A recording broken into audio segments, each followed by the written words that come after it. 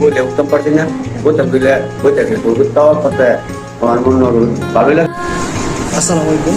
আমার একজন সম্মানিত রোগী, উনির নাম হচ্ছে খুরশিদ আঙ্কেল।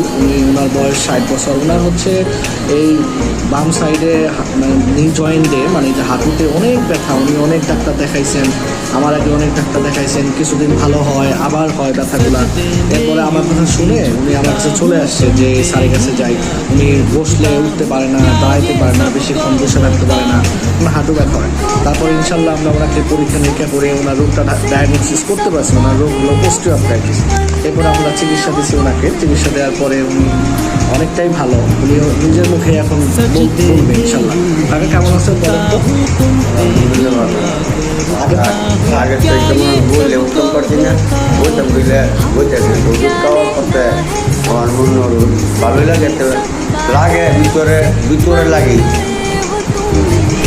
অনেকটা একটু কমে গেছে। ওষুধ খাইছি দিই তাহলে তো যে বুঝতে ওষুধ খাওয়ার মধ্যে তুমি তখন তো আগে থেকে আগুন আর পানি ইনশাল্লাহ ভালো থাকবেন। আমি তো আপনাকে ওষুধ দিলাম, আপনি কাজ মতো করতে পারতেছেন। একটু খাওয়া দাওয়া করে যেভাবে বলছি, দুধ ডিম এগুলো একটু খাই। হ্যাঁ, ঠিক আছে, ভালো থাকবেন।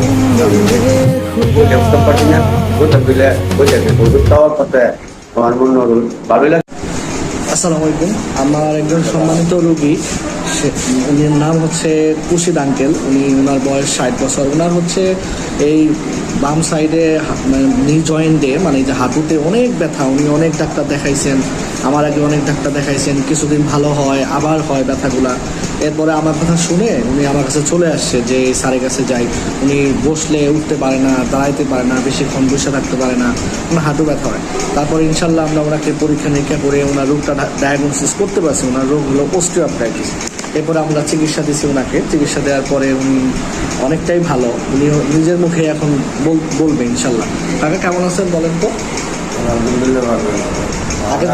আগে তো একদম বলে উঠতে পারছি না, বলতাম দিলে বলতেছে ওষুধ খাওয়ার করতে আমার মনে ভালোই লাগে।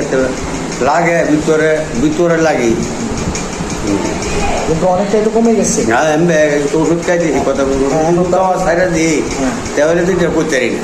ওষুধ খাওয়ার মধ্যে তুমি তখন তো আগে থেকে আগুন আর পানির মতো পানির মতো, আগুন আর পানি। ইনশাল্লাহ ভালো থাকবেন। আমি তো আপনাকে ওষুধ দিলাম, আপনি কাজও তো করতে পারতেছেন ইনশাল্লাহ। একটু খাওয়া দাওয়া করেন যেভাবে বলছি, দুধ ডিম এগুলো একটু খায়েন। হ্যাঁ, ঠিক আছে, ভালো থাকেন। হ্যাঁ।